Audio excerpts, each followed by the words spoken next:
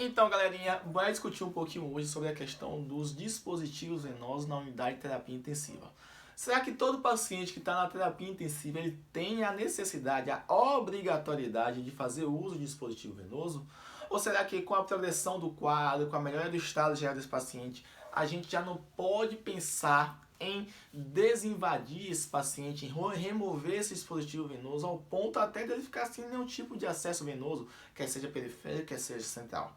Tá, dispositivo venoso, normalmente a gente utiliza o central, né, acesso venoso central duplo lumen ou monolumen, ou acesso venoso periférico, ou até os dois. Tem paciente que tem a necessidade de fazer uso tanto do acesso venoso central quanto do acesso venoso periférico. Há outros dispositivos que podem estar sendo utilizados também, mas comumente a gente utiliza esses dois, certo?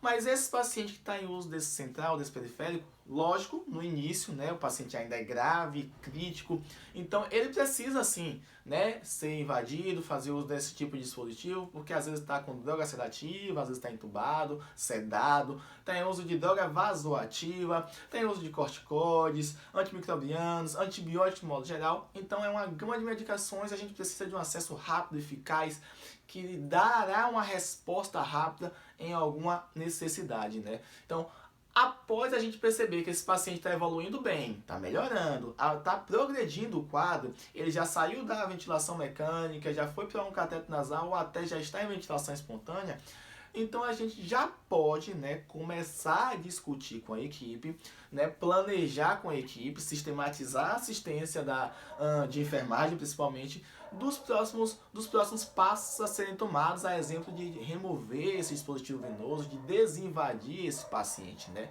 Então, isso é muito comum na terapia intensiva e pode sim ser feita.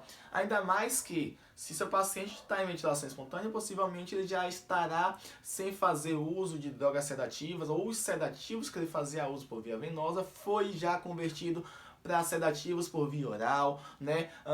As drogas vasoativas já foram removidas, ele já não tem mais necessidade de utilizar uma droga vasoativa. Esse paciente já está com corticoides por via oral, já está com corticoide suspenso, os antibióticos dele já pode ser convertido para via oral, para via interal. Então, por conta disso, a gente pode sim planejar, né, a desinvasão desse paciente, tá certo? Então, você como enfermeiro da terapia intensiva, como intensivista, tem que ter esse olhar clínico, né, esse olhar de sistematizar esse processo para que esse paciente não fique tanto tempo invadido. Até porque temos que ter em mente que se o paciente fica muito tempo com o acesso central, com o acesso periférico, essas vias são meio de contaminação, meio de colonização e podem ser maléficos para o paciente, ocasionar uma contaminação, ocasionar uma nova infecção, né, uma colonização de micro-organismos.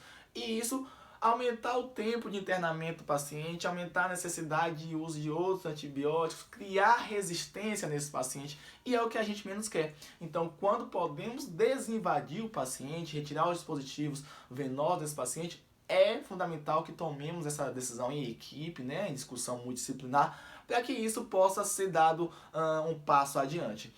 Mas Irã, e se o paciente evoluir com uma descompensação abrupta? Nós temos outras vias que podem ser utilizadas, né, em uma situação de emergência. Se o paciente estava sem dispositivo venoso, mas estava na terapia intensiva e descompensou de forma inesperada, o que é que a gente vai pensar em utilizar? Tem a via inalatória, né, a via nasal que pode ser utilizada, tem a via retal que pode ser utilizada.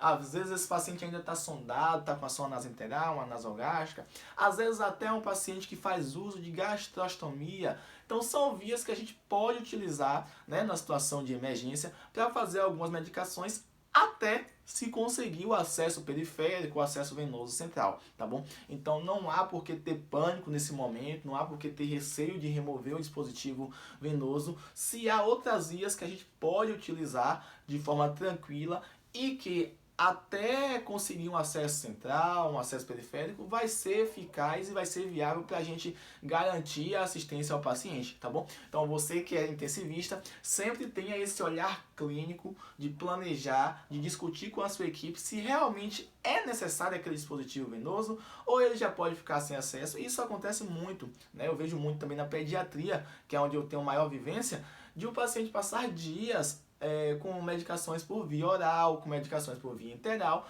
e sem nenhum tipo de dispositivo venoso, tá bom? Então é importante ter esse olhar diferenciado, esse olhar clínico, porque aí a gente garante, né, permite com que haja redução do número de infecção, de contaminação, por estar desinvadindo esse paciente, tá certo? Sempre pense nisso, tá bom? Então fica aqui a nossa discussão de hoje e até a próxima.